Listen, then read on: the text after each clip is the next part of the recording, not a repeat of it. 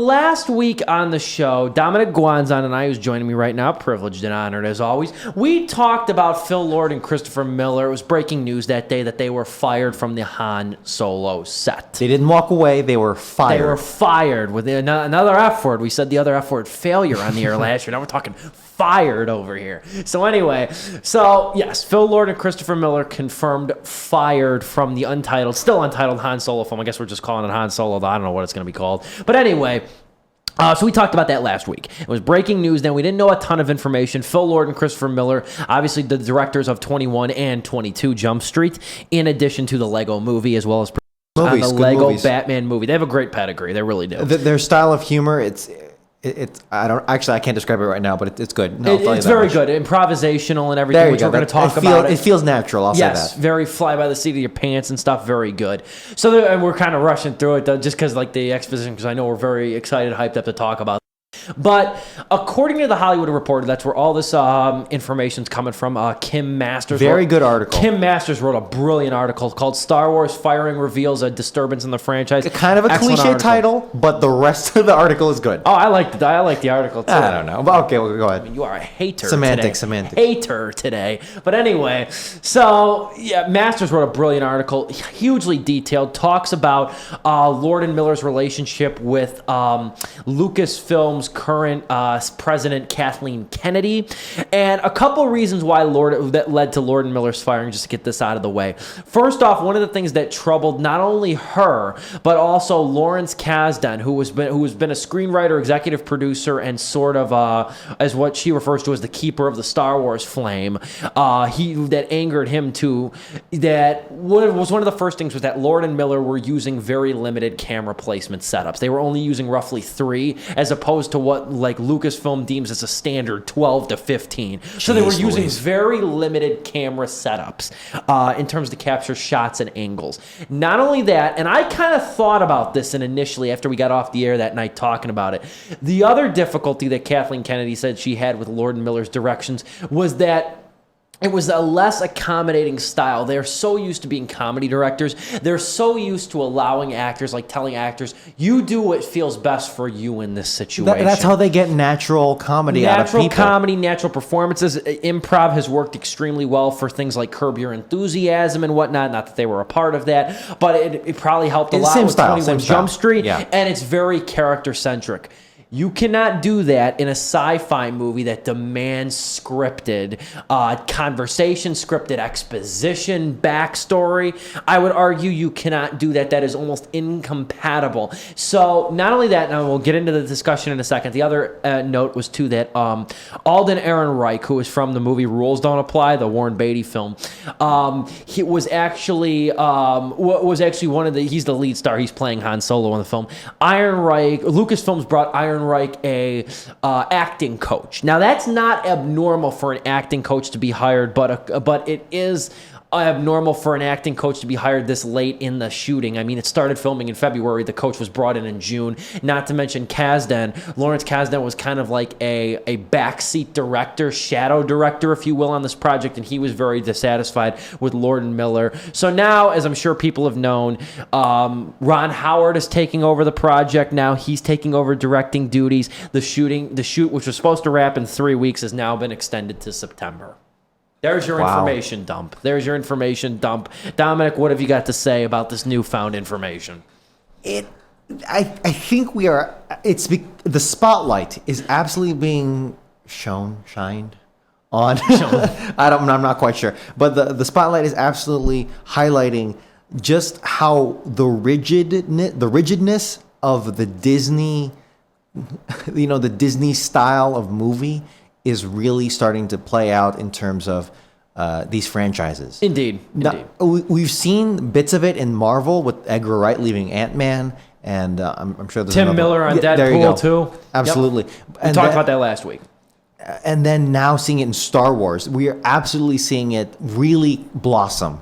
Maybe not, that's not the best word, but at least seeing this issue, it kind of explode. That's a better way to put it. Kind of blow up. Become way more common now. Now, we speculated creative differences, and obviously that's kind of what the case is here. Was it the directors being like, oh, were they just kind of not clicking with the environment. Maybe it was like a them thing, but no, this has happened too much. I mean, you saw this last time with Rogue One. A lot of people, by and large, Rogue One is viewed as a good movie. And Gareth Edwards directed it. Gareth Edwards was also the director on Godzilla, I believe. He was the director on Godzilla. The 2014 Cranston. Yep, Bryan Cranston Godzilla. Now, what happened with Rogue One, too, was I remember there was another disturbance in the Force, disturbance in the franchise. Earlier with that shooting, they had to do, quote-unquote, extensive reshoots with it. The only difference in that situation was that by that time, Gareth Edwards had directed Godzilla, so he already kind of was already affiliated with like a blockbuster thing. You know what I mean? These big scale movies where you have hundreds of people working together, live action setting. Even as mainstream as 2122 Jump Street is, it's incomparable to something, especially something as big as, on a big of a scale and as big of a name as Star Wars. Colin Trevorrow, who's going to direct episode 9, he started with Safety Not Guaranteed, and that, which was a low-budget comedy with Mark Duplass. Then he got the job 3 years later to direct Jurassic World. Now he's directing the sequel, and again, like I said, Star Wars Episode 9. Mark Webb, the same thing, directed 500 Days of Summer, went on to direct The Amazing Spider-Man. This is not uncommon. I think a lot of people are asking themselves now, why did they hire Lord and Miller in the first place, being inexperienced? As you can tell from the past, this is not an odd thing. That's how directors get experience. How else do you get experience? It's trial by fire, and it works. It's a risk. It's a big risk. I mean, it really was. Josh Trank being the latest example of just an absolute dismal, how that just completely fell apart for Josh Trank. Josh Trank directed Chronicle and then got on to Fantastic Four, and then Fantastic Four turned out to be a disaster. I mean, it's hit and miss. I mean, it really is. It's almost like comparable, because I've been following football a lot. It's almost comparable to with college players having a lot of success on the college level or in their own, in a setting where the team can be their own and everything, and offenses are a lot more simplistic. Then going to the NFL when they're tasked to work around many more coaches, many more players of different and varying experiences. Some overwhelmingly succeed, some flame out incredibly quickly. Now, I'm not saying Lord and Miller are flaming out. What I think this is plain and simple a case of is two very talented, relatively two young men, two very talented men. Both Lego movies are great. Both 21 Jump Street movies are great. I don't think they're ready for anything out of their comic forte yet. It was reasonable to believe that they were, but I don't think they're ready yet. And this proves it. Not on the level of the absolute rigidness of Star Wars, where it's this is one of the most beloved sci-fi franchises you can think of. The first one everyone thinks of, right? Arguably ever. And it's such a beloved thing, and it makes so much money. The riskiest thing the studios will do is probably the choice in director, and then after that, you fall right in line when you need to. I'm assuming that's how it's going to go, because I think in the same report, in the same article, Hollywood Reporter article, J.J. Abrams, when they pushed back Force Awakens, that was a tug of war. I think I'm quoting, tug of war between Abrams and the studio. And that's J.J. Abrams, who was already extremely well established. Very established. Super 8, Star Trek, very established director too. Now you put these two guys in here, and I'm not saying that Lego movie, I hope this is not what it's coming off as. I'm not saying the Lego movie or 2122 Jump Street is chump change, because it's absolutely not. No. But it's absolutely different and incomparable in a lot of ways. Like I said, now you've mentioned that working with now. Now, here's the one thing, because now, like I said, now you've mentioned the tug of war that Abrams kind of had with Force Awakens too. Now the difficulty too is first off, ever since Disney took over Star Wars, now you're getting these on-set problems now. Not that Force Awakens and Rogue One were really bad movies, but you're getting a lot of drama now coming from the studio and stuff like that. That's not good publicity at all. And then you wait this long to fire Phil Lord and Chris Miller when Kathleen Kennedy has seemingly been, not fond of their style for over 2 months now. I mean, it just feels very almost diva-ish in a way. Here's the problem that we're beginning to see, and many have predicted actually. The stakes have become too high. Because this is again, Star Wars and Marvel are. We mention this. I always mention this every show, and there's a reason for it. Because they have made they're the biggest franchises in the history of film. That's very safe to say. I think Marvel is, and that's under Disney. The stakes are too high, and the claims are too bold. Because how many, like, you've seen that picture of the timeline of Star Wars movies and Marvel movies where it's like, here's 2022 where Star Wars episode 17, because I'm joking, but like, you've seen that timeline, They plan that far ahead. That's incredible that studios are doing this now, so far ahead of when we'll actually get there. It was before, even not even before. Think of how Transformers comes out. Right? They just come out when they come out, and then it's like, oh, now they're out. Right? That's how it's always been for big franchises.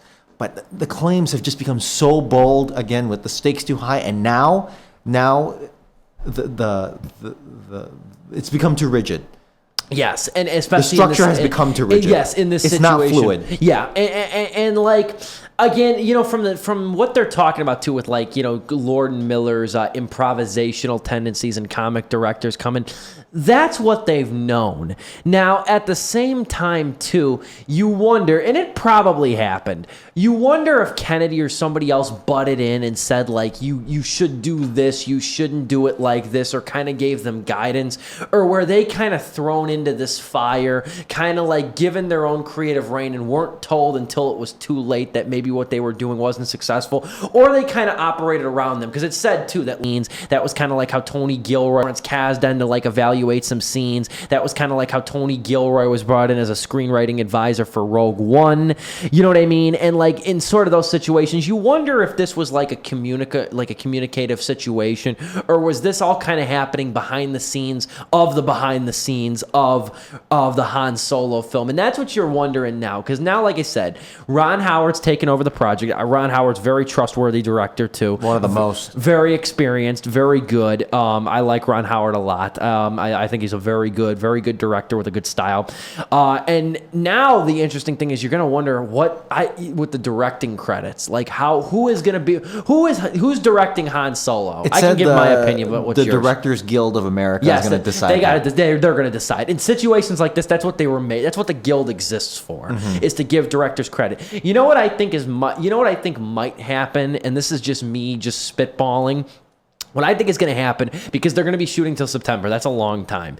I think they're going to direct it. Ron Howard's, I would think, even going to go back and reshoot a lot of what Lord and Miller already did. I think he's going to go back and reshoot what they did, even though they said a lot of their footage is usable.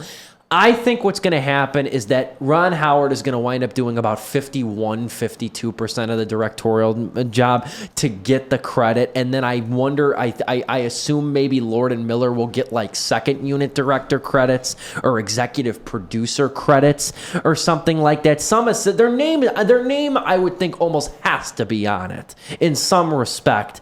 But I think when it comes out, when you see, because you've seen how the Star Wars movies immediately, they end very abruptly and it goes into like, the space, and it says directed by who. I think it's going to say directed by Ron Howard.